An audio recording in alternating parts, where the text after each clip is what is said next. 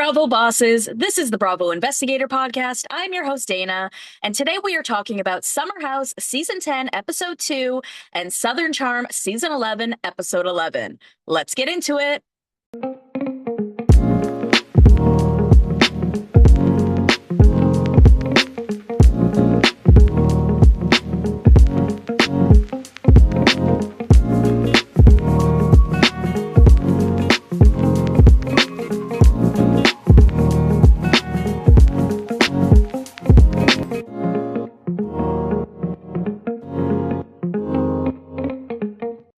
Happy Thursday, everyone, and I apologize how late in the day it is. You're probably going to be listening to this at like 10 p.m., so my apologies. 10 p.m. Eastern Standard Time, I will say that. If you guys are listening on Pacific Time, then I guess it's not so late, but again, the Canadian in me just has to apologize for getting out this episode so late in the day. The reason being was that I was not home for the majority of the day. I actually had a cleaning lady come and clean my house, and it felt great. I'm not going to lie, it felt amazing. I haven't had someone clean my house since I moved in here in 2021. So it was part of like my whole refresh, redo, starting a new job next week, and I just wanted everything to be like fresh and clean and new. Plus, this place is probably full of a lot of toxins because I throw up a lot. Anyways, it was really nice to have a cleaning lady come. It feels so, I don't know, renewed in here. I can't even tell you. Like, I wish I could afford to do this all the time. Obviously, I can't. This is a once every 4 years type of thing, but I'm really glad that I did it. And then I went to the mall to buy some outfits for work. So that was kind of fun. At first, it wasn't because I couldn't really find anything that fit. And then I came upon some like really cool stores, some things I'd never even seen before, and I got some really cute fits. So I'm really excited about that. And then tomorrow, I'm going to a Carl Radke meet and greet. It's a book signing for his new book, Cake Eater, and it's a meet and greet as well. I'm bringing my friend Julia from the Instagram account Color Us Bravo. Give her a follow. She always draws these really great pictures, or sorry, see, she's like a coloring duo. So the other part of her duo does the drawing, she does the coloring, and she always brings like a really great like portrait of the Bravo Lab when we go to one of these meet and greet events. So she did this amazing one for Carl, and I'm like, oh God, now I gotta bring something, right? Because I feel like whenever she brings these amazing drawings, the Bravo Lab is like, oh my God, that's so cool. I can't even believe it. And then I'm just standing there like, hi, I don't have anything. So I have been scrambling all week to try to find something to get for Carl. And I ended up like getting him a hat. And then I tried on the hat and I got makeup on the hat. And now it's my hat. So here I am still trying to figure out something for Carl, but I'll figure that out at some point. And then after that, you guys, I will definitely do a debrief to let you guys know how it went. But let me give you a quick recap of what we did this week on the pod, just in case you haven't had a chance to listen to all the episodes. So on Monday, we had our regular reality roundup. We had no new episode on Tuesday. Then on Wednesday, we did Love is Blind Season 10, episodes 1 to 6, Thoughts and Feels. A new Patreon episode will be coming out on Saturday. I'm still trying to decide if it's going to be a debrief on my Carl, my Carl event, or a friend of mine did a basically like sit down with Lala Kent on her podcast and talked about sobriety and stuff. Now, I wanted to release that on the Patreon after Lala released her episode, but that hasn't come out yet. So still trying to figure out what I'm going to get you for the Patreon, but it is coming on Saturday. And then today, of course, we are talking Summer House and Southern Charm. And then tomorrow, I am podcasting with a new friend from the In3 podcast. Her name is Kaylee. And we are going to be talking about the Real Housewives of Beverly Hills and the Valley Persian style. So really excited for that. And then next week, you guys, on Monday is the America's Next Top Model documentary that's coming out on Netflix. I'm really excited about that.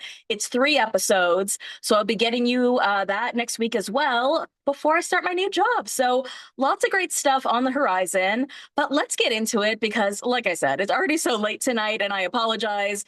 That being said, I know you guys are probably already watching Beverly Hills or The Valley or The Traitors. Thursday nights are so insane in terms of TV, and I kind of feel weird that I'm missing it all, right? Like now I'm sitting here recording about like shows that were on Tuesday and Wednesday, while all these amazing shows are airing right now. But I will just have to go to bed right after this to avoid any spoilers and wake up bright and early to be able to watch all of the amazing shows that we had on Thursday night. especially the traders. Okay, let's get into it, you guys. Summer House season 10, episode 2. It is really, really weird to watch Kyle and Amanda, I have to admit. It's not like we haven't been watching them for 10 years. Obviously, we have. There's just like a whole new level of tension and animosity between them that wasn't there before. Like, I was just watching or rewatching, I guess, Winter House the past couple of days. Don't ask why. It was just sort of on in the background. And they would like randomly kiss each other all the time. Like, it was just so different. And I don't even remember that, to be honest. I don't remember a time where they were sort of lovey-dovey and kissy. I thought that they were always kind of angry at each other, but no, like, this is a whole other level. So remember at the end of the last episode, Amanda is swimming in her underwear and Kyle kind of gets upset about it.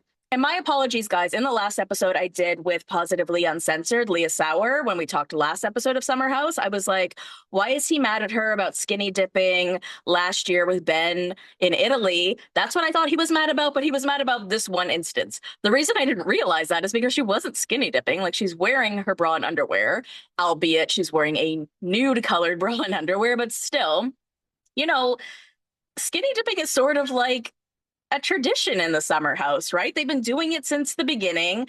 So it sort of did feel off-putting that Kyle was mad at her about it or sort of came off a little jealous.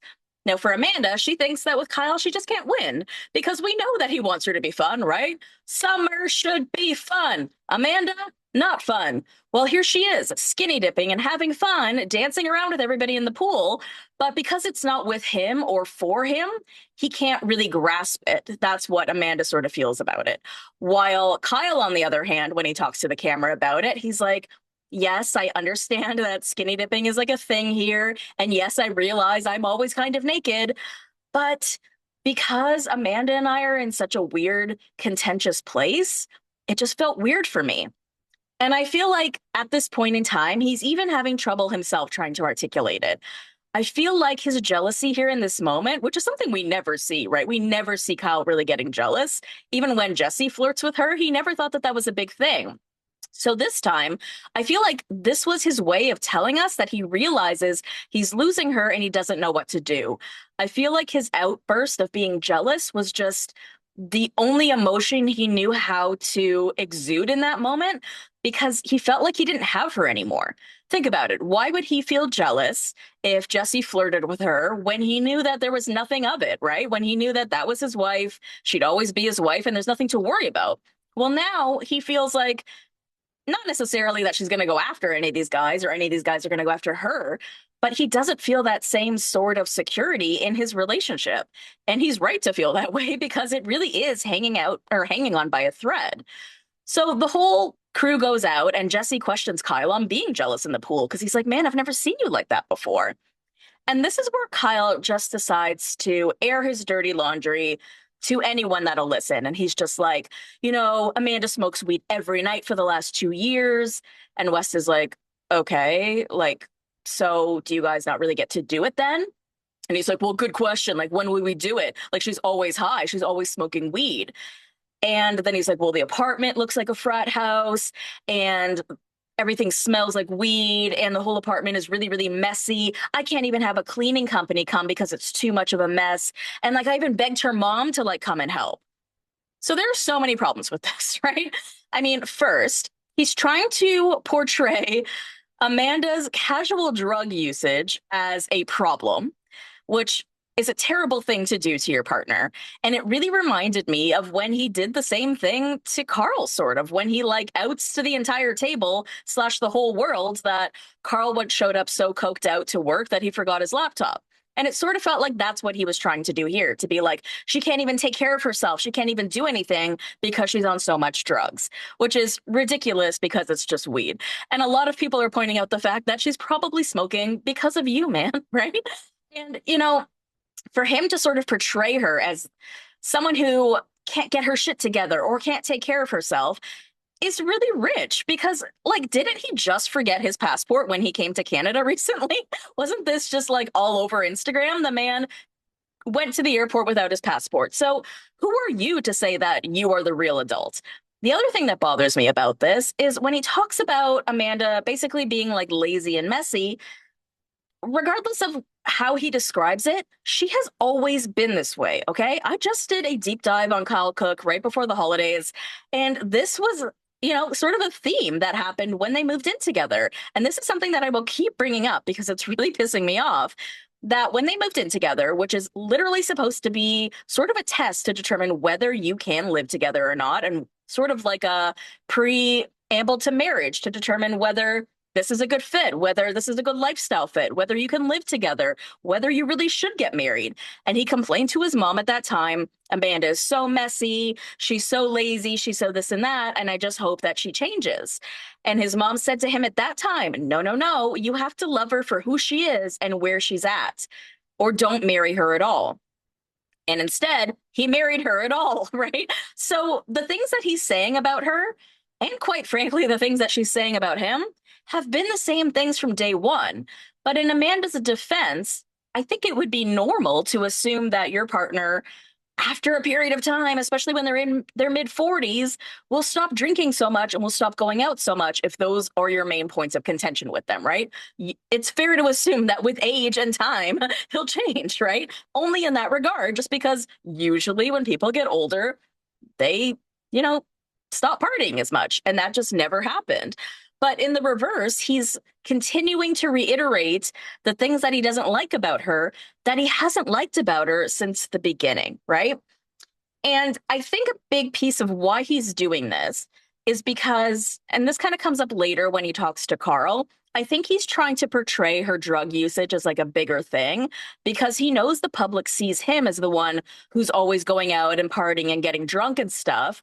So he's trying to let the audience know, slash his friends, that, oh no, I'm not the only one inebriated. Amanda is too. Amanda is too. So you guys got to come at her as well. Whatever all these things are that he's doing, it's no bueno, okay? Like, it is not good. You're talking about your wife, your partner, on camera. And Amanda basically comes over to hear what they're talking about, and everybody goes quiet because even the other guys, like Wes, KJ, whoever else was listening to this, are just like, yeah, man, I can't believe you said that. Don't really know what's going to happen from here. And Amanda's like, cat got your tongue? You better tell me now before I find out on camera. And I'm just loving her vibe right now, even though she's coming off a little bitchy, a little aggressive. And it is something that I am hearing in the audience in terms of how she's treating him. I want everyone to keep in mind, though, that when you are at your wit's end with someone, it can definitely bring out the worst side of you. Do you guys remember last season of Love is Blind with Calibria and Edmund, and how she kind of just kept saying, like, you're bringing out this angry side of me that I'm not normally, right? And, it's not necessarily blaming someone for doing that to you, but sometimes a relationship that you're in, or a partnership that you're in, or anything, even a friendship, a boss, employee relationship, whatever it is, sometimes that relationship can bring out the worst parts of you. And therefore, you're not meant to be in that relationship, right? So I think we need to give Amanda a little bit of grace, even though she's the one who's coming off sort of aggressive towards Kyle and treating him a bit like a child and not really listening to him. While Kyle in the past two episodes has sort of come off like, oh, woe is me, I'm this poor victim. Just remember what he's been doing to her for the last 10 years and how fed up she truly is, right? Like, she's at her wit's end. She's full of tension. She's full of aggression. She's full of anger. She doesn't know where else to place that either, because for the both of them, they're in a weird place and they don't really know what to do with it yet. You can see that she's checked out, but at the same time, neither of them have really expressed that divorce is even on the table. So Kyle never actually gets to the weed thing. He never actually tells Amanda this. Instead, he's like, I just feel like you're disinterested in me and you haven't asked me a question in years. And Amanda's like, you just love to exaggerate. And now I would tend to agree. Now, of course, I'm not in their relationship, so I don't know for sure. But I doubt that she has not asked him a question in years. I'm sure that every time he gets home from a DJ gig, she's like, how was the gig, right? So again, I think this is one of his attempts to make it seem like Amanda is wrong. Amanda is the problem. She isn't interested in me. She doesn't ask me questions. Look over here. Look over here. It's Amanda. Now, Carl also notes that there's something very much more wrong with Kyle than he's ever really noticed before. This isn't just the normal song and dance with Amanda where they get in these little tiffs and make up. Even Carl can feel that something more is going on here, especially with Kyle, and he doesn't know how to help him. And I feel for Carl here because he really wants to be that person for Kyle. He really wants to uplift him and support him in his relationship. He, officiated their wedding. He's been there this entire time.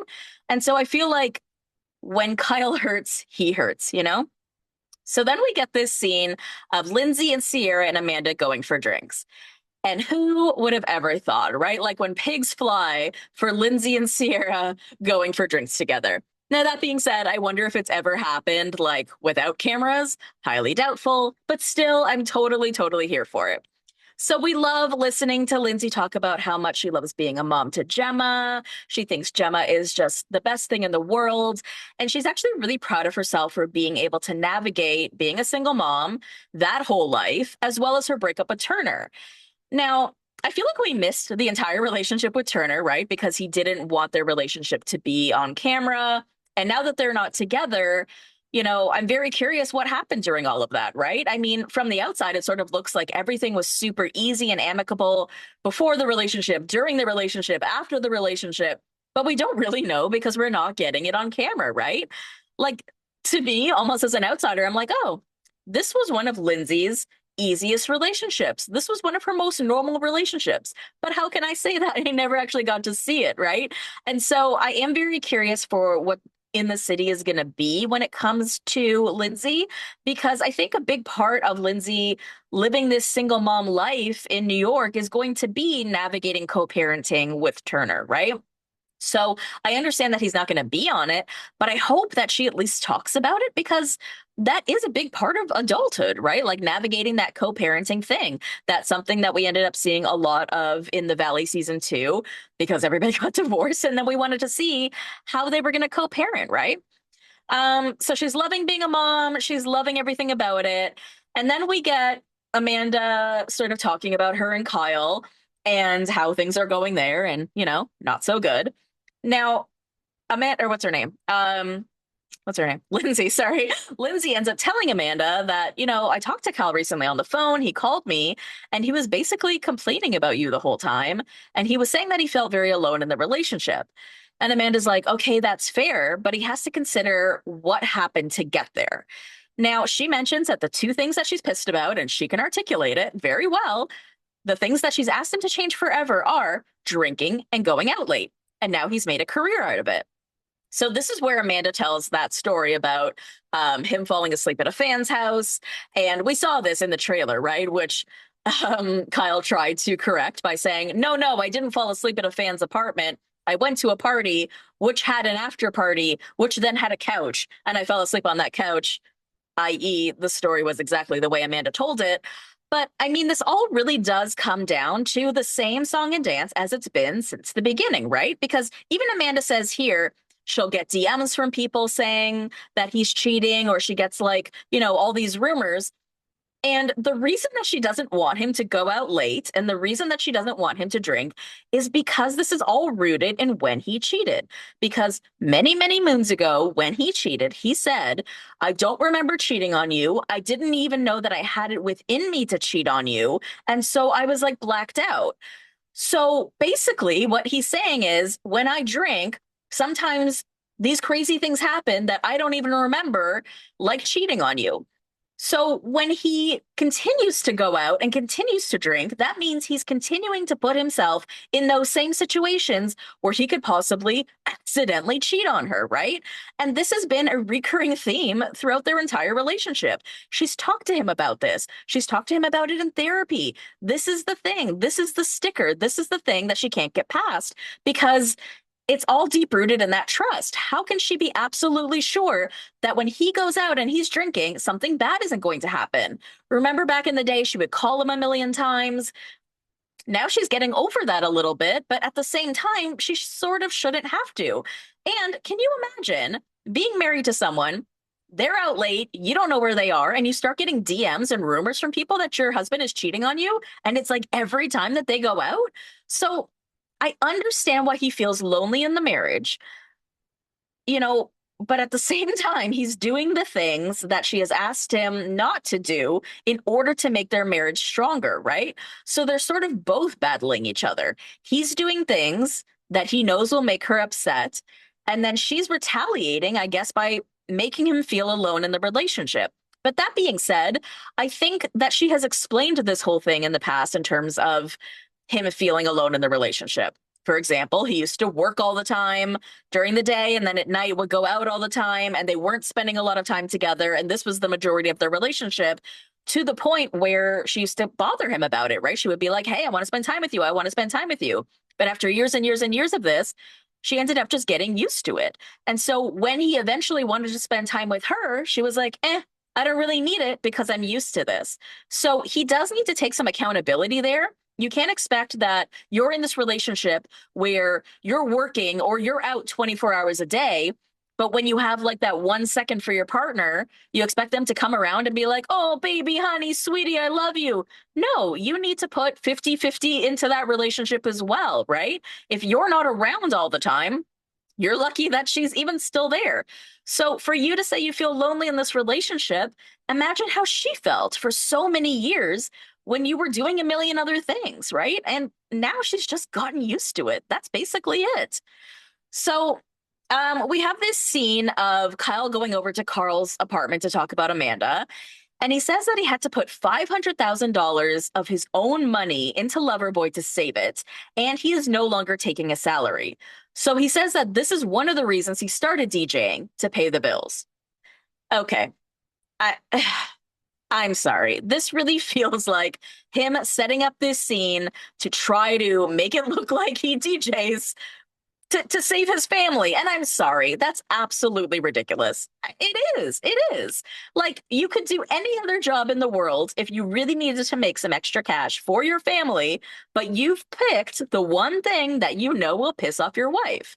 Now, he tells the camera that, he knows he works a lot, he knows he's out a lot, but when he does make an effort with Amanda, she doesn't reciprocate. So this is basically like what I was saying earlier.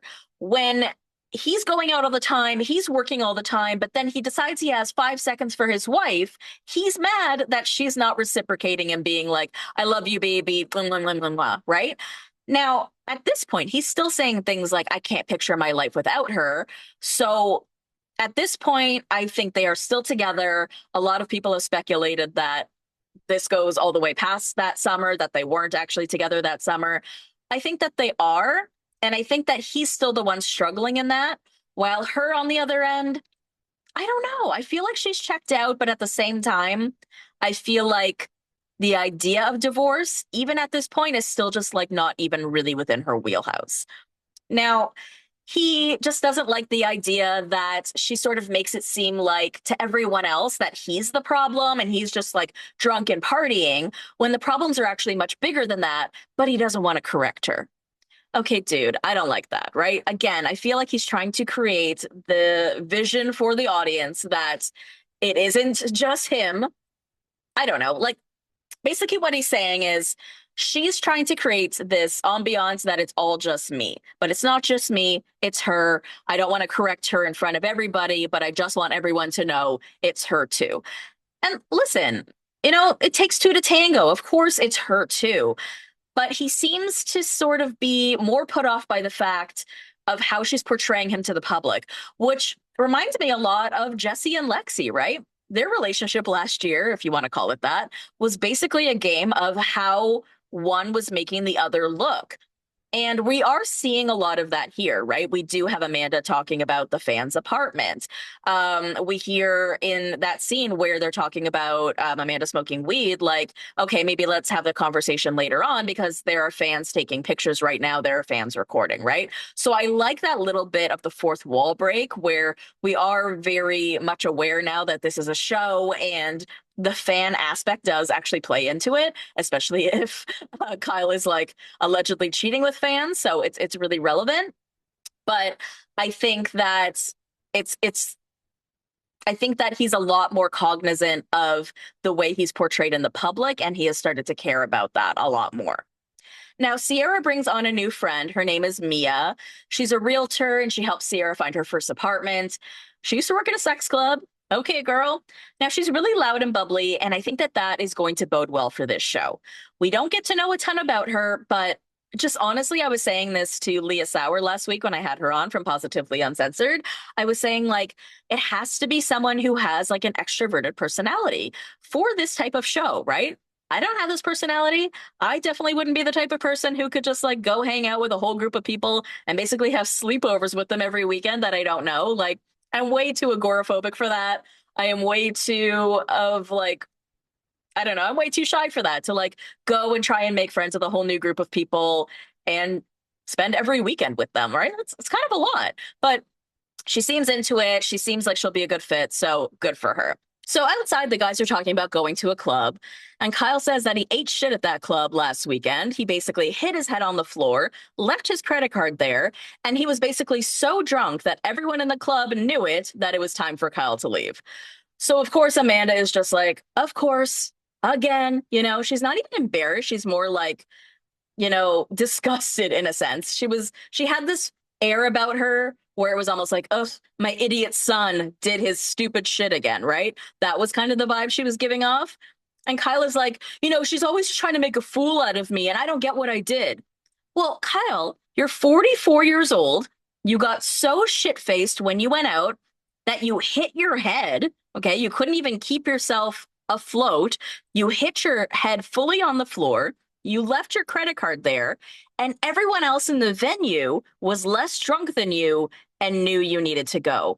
That is what she's upset about, that you can't just party like a regular person, right? He tries to defend it like I was having a bad day and that's how I you know, came across and it won't happen again. But Amanda's like, of course it's going to happen again. It happens all the time. So, yes, while she is being sort of bitchy and kind of talking down to him, he deserves it. And this whole victim mentality thing that he's pulling, I'm sorry. Like, if you're 44 years old and you're a married man and you can't go out at night without smacking your head on the floor and forgetting your credit card, then you're not ready to be a married man. Okay. Like, point blank. Now we have this scene of Bailey and Levi talking about Kyle and Amanda's relationship, and they're just like, what is going on here? Like, these two seem to really hate each other. There's a lot of tension. Now, obviously, they don't know Kyle and Amanda really well, and so it's interesting for them to be coming into it at this point in time, right? They're literally coming into this relationship at the point of its demise. They never really got to see it in a good place. And Bailey's like, well, I was in a relationship like that where things were so bad between us and we hated each other so much that we were just mad at each other all the time, no matter what. And, I feel like I was in a relationship like that too, where my partner was like that with me, basically, where I felt like he was so angry with me in terms of, I don't know, he didn't want to be with me anymore. And I think he was struggling with that. And everything that I did annoyed him and pissed him off and made him mad. Because at that point, it really wasn't about the thing that was he's mad about. It's really about something more. It's about the fact that we aren't good together and we're not making each other happy, but we're taking it out on each other with like these little things, right? Is it really about him smacking his head on the ground? No, it's more about that he can't get his shit together when he goes out, slash, why is he still going out when she's asked him not to, right? So it's obviously a much bigger thing. And it's also the same song and dance, right? So you have to, again, give Amanda grace for the fact that she's been putting up with this for 10 years. And it's understandable that she thought at some point in time, eventually he would stop. But I really honestly think that Kyle will be 90 years old in the retirement house, continuing to like DJ and dance around. So we get this really interesting sit down scene with Sierra and KJ, and they're talking about their childhoods. Sierra expresses that she thought her mom was really strict when she was a kid, saying that you can't really go past this perimeter, you can't go into this neighborhood. But now she understands why, and it's because they lived in a mostly white neighborhood, so her mom was really just trying to protect them. KJ said that his grandpa was sort of the same way, and Sierra and KJ both expressed feeling pressure to take care of their parents, which is really interesting, right? They feel like they have done so much for us, and now we need to step it up and be able to take care of them. KJ felt like he had to take on that role when his parents got divorced, sort of that being the man of the house thing. And Sierra totally understands where that's coming from. She and her mom have always not had the steadiest of waters, and she said that it was basically just always turmoil in her house growing up, and she doesn't want to recreate that in her own family. She says that she creates boundaries to protect herself, but she also wants everyone to get along and to be together. And she gets really emotional talking about this. So Sierra tells the camera that she tries to have more grace for her mom for raising two daughters alone, but also working. And maybe that's why her mom couldn't be there for them as much emotionally. But it's her goal right now this summer to be less rigid. Now, I really loved hearing her say that because I would also describe Sierra as a bit rigid. I have always liked Sierra, but I've always wanted to get to know more about her. And then last season, not until the reunion did we get more information about Sierra and her upbringing and all of that. And I was just like, wait a minute. She has this whole relationship with her mom. Her mom is marrying this guy. She's not supportive of that. Like, why wasn't this in the season? And it just shows how much more rich and deep Sierra is than we're actually getting on the show. So I'm not going to blame her for that. I'm going to blame production, but I'm glad that production is actually giving her the camera time to be able to talk about her relationship with her mom.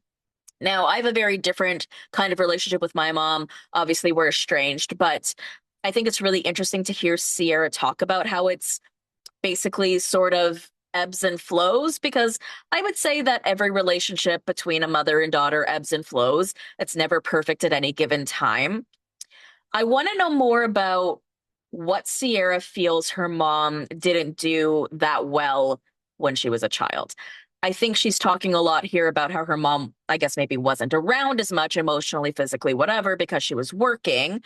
But the whole thing about her mom dating, I want to know more about that and why that has caused so much issues for them. I know that obviously she wants her mom to be happy and she's seen her mom with like a myriad of like not great men.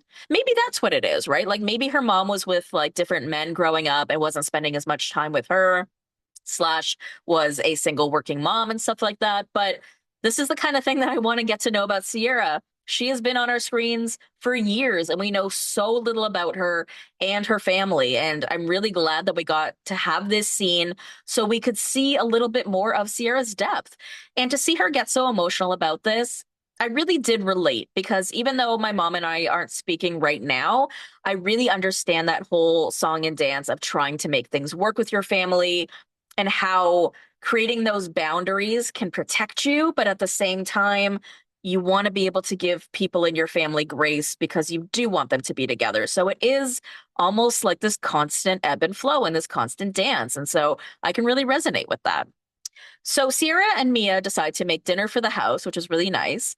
And at the dinner, ugh, this is so cringe. So Kyle tries to apologize to the table for the weekend prior when he was being rude to Amanda, but Amanda and Sierra kind of keep talking and don't pay attention to him.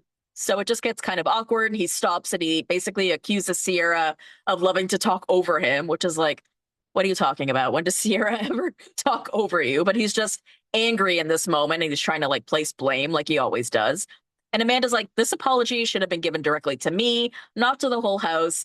And Amanda does mention earlier, like, he's never apologized to me.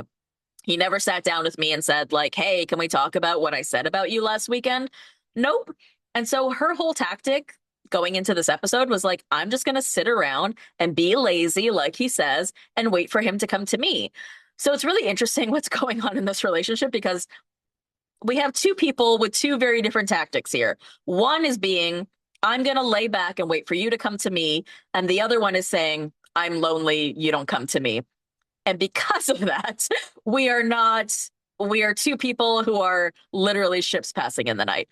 But anyways, Kyle gets all upset because nobody's paying attention to him. He's like, okay, I'm going to go fuck myself then. And, you know, it would be great if people could be respectful at times. Sierra, she's just laughing at me. She's laughing at me. And Amanda's like, okay, well, so was I.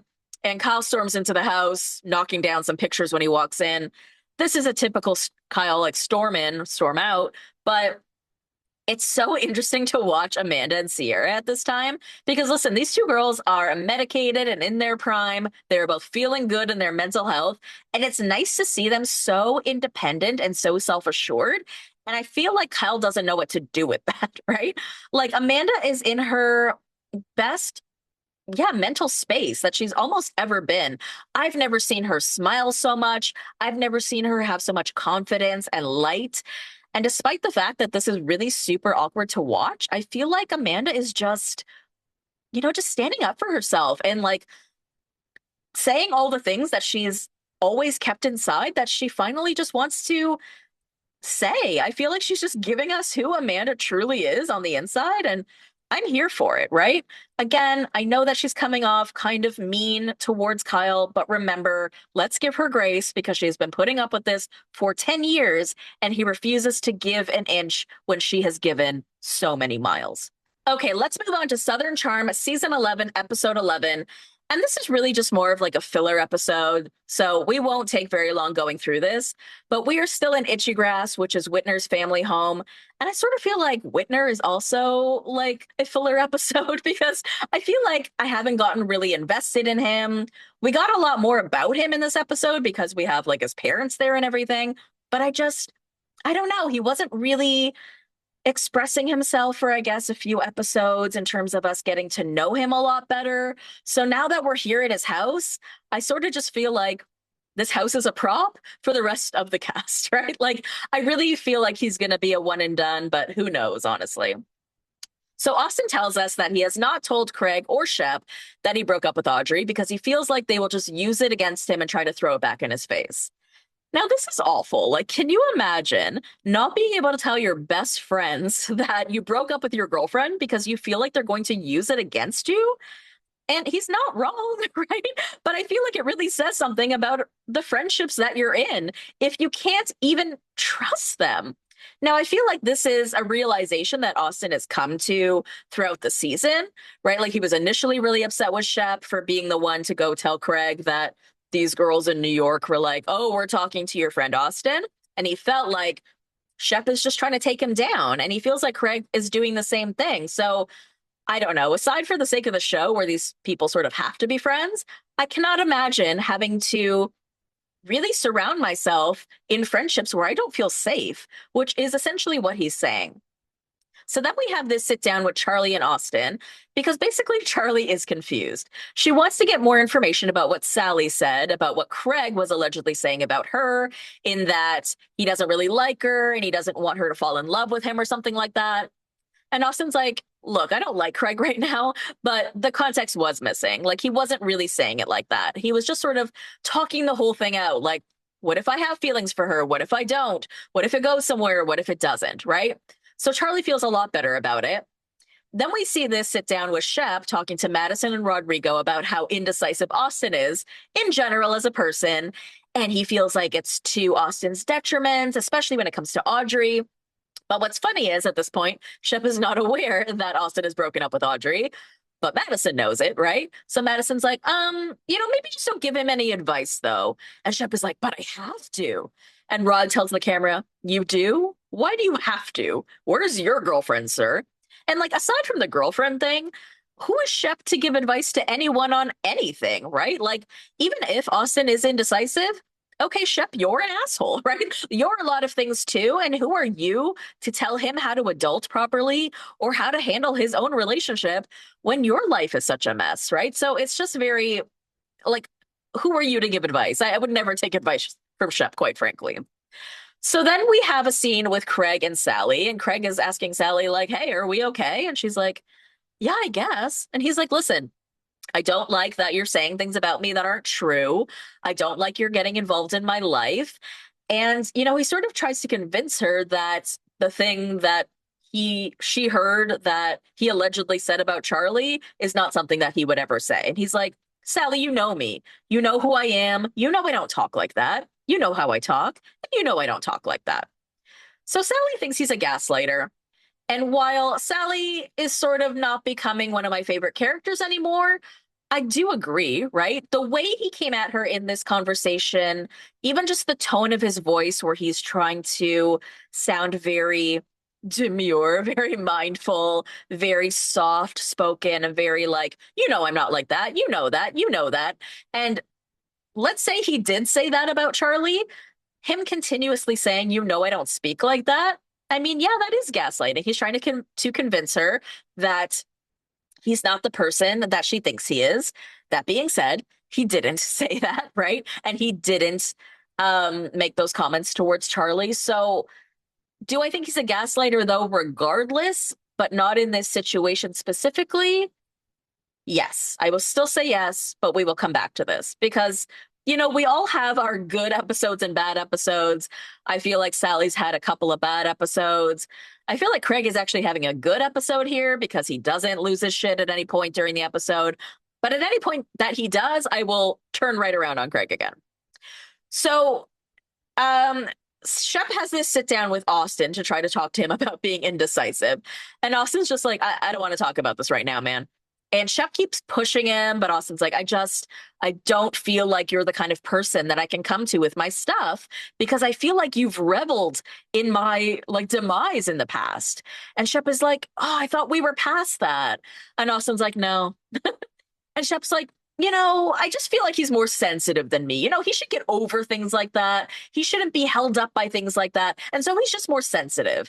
And I really don't like how he's putting Austin in this box of being like, oh, because he hasn't gotten over the idea that I was trying to ruin his relationship or cause drama for him when I told Craig that there was these girls asking about him in New York or whatever.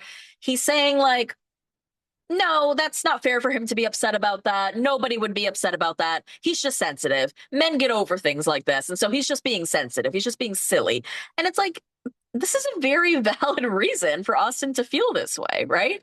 Especially because we've seen you do things like this in the past. Like, do you guys remember when Shep brought those two girls that that Austin allegedly cheated on Madison with, those girls that led to that whole video that was like, Madison, Madison, those two girls. He brought those two girls to like an event, which was like the finale party of whatever season of Southern Charm, when Austin was there with Madison, right?